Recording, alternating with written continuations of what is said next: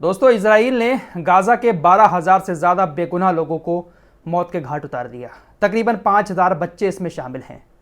लेकिन दुनिया की दलाल मीडिया, बिकाऊ मीडिया और कुछ दलाल नेताओं को गाजा का यह दर्द दिखाई नहीं दे रहा है। दुनिया की दलाल मीडिया और दलाल नेता हमास के द्वारा बंधक बनाए गए इजराइल के 240 नागरिकों का रोना रो रहे हैं।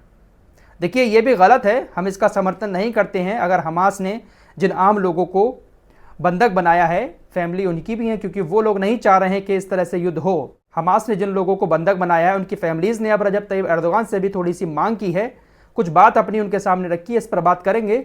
लेकिन मैं ये बताना चाहता हूं कि 240 लोगों का रोना आज पूरी दुनिया की मीडिया रो रही है। लेकिन लगातार गाजा में इजराइल कत्लेआम कर रहा है, बेगुनाह लोगों को मार रहा है। इस कत्लेआम को लेकर किसी भी दलाल मीडिया का मुंह नहीं खुलता है। सबको बस यही पड़ी है कि हमास ने 240 लोगों को बंधक बना लिया है, सबको इन्हीं की फिक्र है। ये साहब दिन रात अपने 10 नागरिकों की चिंता में डूबे पड़े हैं। हमास ने जिन नागरिकों को बंधक बनाया उसमें 10 अमेरिकी भी हैं। अब इजराइल की तरफ से ही ऐसी खबरें बताई गई हैं दुनिया को कि अल-शिफा हॉस्पिटल के पास 2 महिलाओं की लाश मिली है और ये दोनों महिलाएं वो हैं जिनको हमास ने बंधक बनाया था।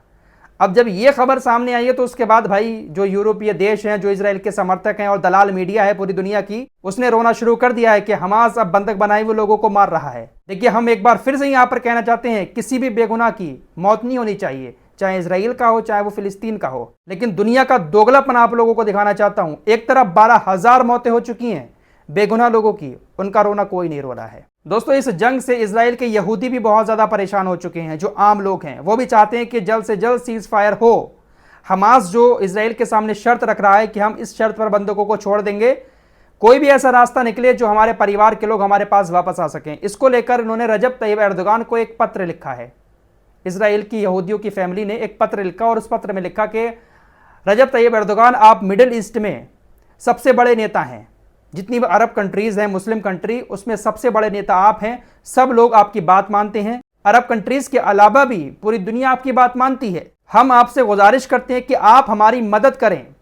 आप हमास को समझाएं, कतर को समझाएं या फिर अमेरिका, इजराइल, किसी को भी समझाएं और किसी भी तरह से आप हल निकालकर हमारी फैमिली के मेंबरों को हमारे पास वापस लेकर आएं। इजराइल के यहूदियों ने अपनी फैमिली मेंबर्स को छुड़वाने के बाद बेंजामिन नेतन्याहू से ना कहकर रजब तैयब एर्दोगान से की है। क्या रजब तैयब एर्दोगान हमास से उन बंधकों को छुड़वा सकते हैं?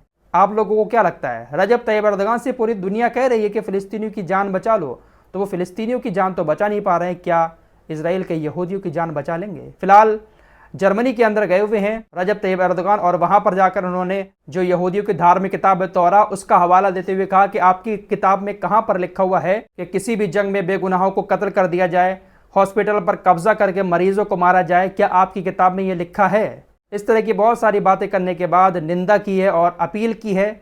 जर्मनी से भी अपील की है कि हमारे साथ मिलकर कोई रास्ता निकालें और इजराइल से सीज फायर करने के लिए कहें। इजराइल ये जो कुछ कर रहा है गाजा के अंदर, इसको बंद करने की अपील करें। तो क्या रजब तैयब एर्दोगान यहूदी फैमिलियों की बात मानकर हमास से छुड़वा सकते हैं? इसी बीच इजराइल का एक और झूठ सामने आया। अभी लास्ट वीडियो में ही मैंने आपको बताया था कि इजराइल की सेना ने अल-शिफा हॉस्पिटल को खाली करने का 1 घंटा दिया है और वाकई में 1 घंटा दिया था। जब ये 1 घंटे वाली बात सामने आई तो पूरी दुनिया में एकदम से हलचल मच गई।